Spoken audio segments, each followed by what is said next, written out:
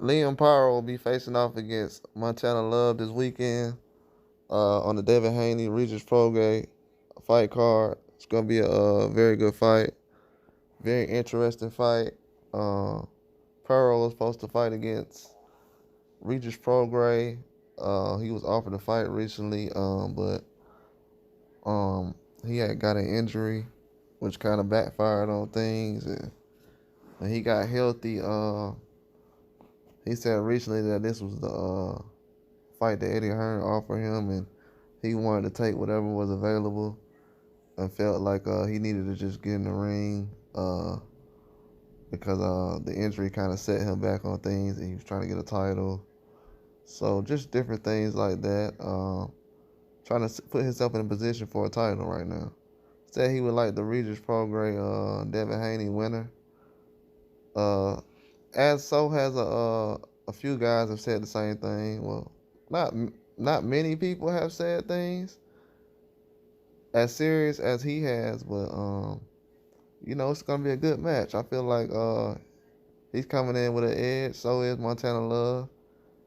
Um, they're basically both gonna be coming from different angles. I feel like I would give Paro the edge with a jab. The way I feel like he controls himself, even though his feet are a little wide in his stance. Sometimes I feel like with the way that Montana Love does things, as far as with his stance and his movement in the ring, that would give Paro much of an edge. He likes to Paro likes to jab a lot, and Montana Love doesn't really jab as much. Um, I feel like that's gonna kind of make a difference in the fight. Usually because Montana Love, he usually just likes to counter different things like that. He doesn't punch at a high punch rate. Paro, his punch rate isn't high, but it's high enough to where it can overwhelm Montana Love. I feel like Montana Love and Paro don't have much head movement, but Paro, he moves off the line a little bit more than what Montana Love does. So I would give him the edge as far as movement and defense.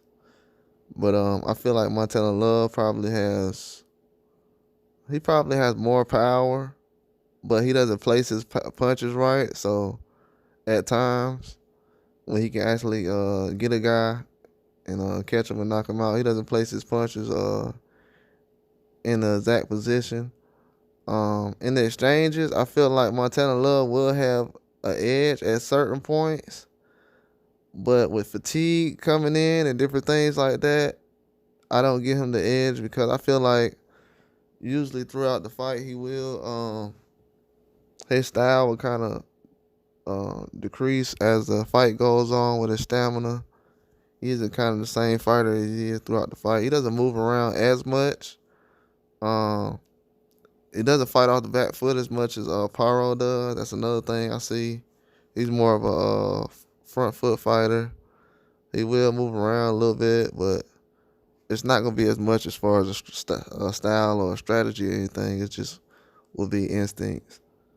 I feel like he can catch Paro with a left hand, but it would have to be when Paro is coming in with the jab and he's leaning over a lot.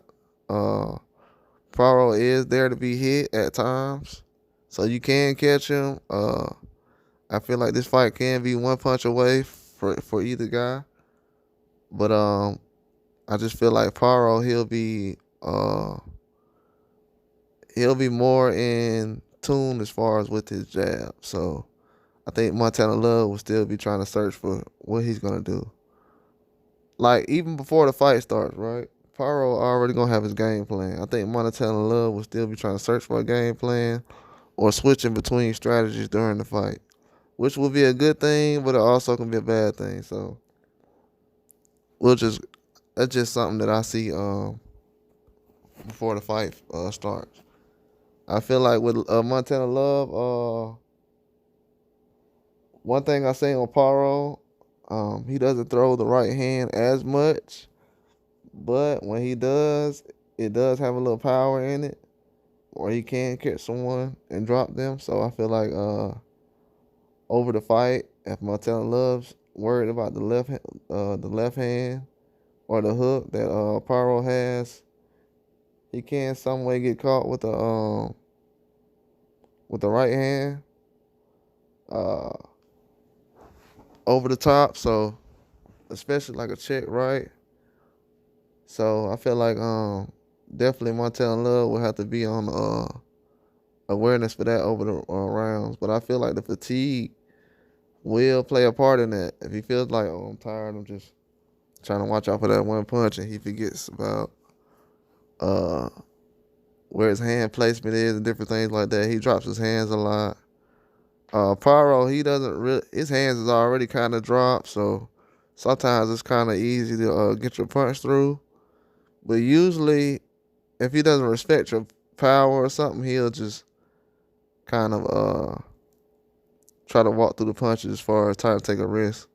If he, at times I've seen him get hit, but it's kind of like he's taking a risk of trying to do some damage, and usually he does. So it's like he take calculated risks when he's getting when he's getting punched square. So that's something he have to do as far as being smart about.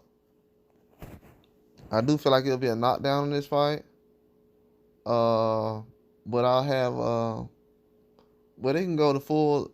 I think it'll be a 10 round fight, so I think it can go to full 10. Uh, but it can be a knockdown in this fight. So I will say a knockdown, possibly by Paro. But I can feel it. I can see it going to a full 10.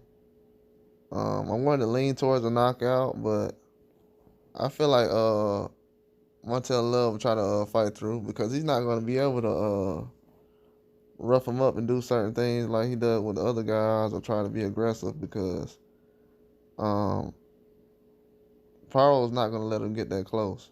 You know what I'm saying? He's going to have a lot of distance on Montel Love. He's not going to really play with him much. He's going to have answers for him, so Montel Love has to be prepared for that. I feel like he'll fight very hard, especially in the trenches and the inside, but he can't stand there alone because he will get caught with something. But that's all I got, though. Like and subscribe.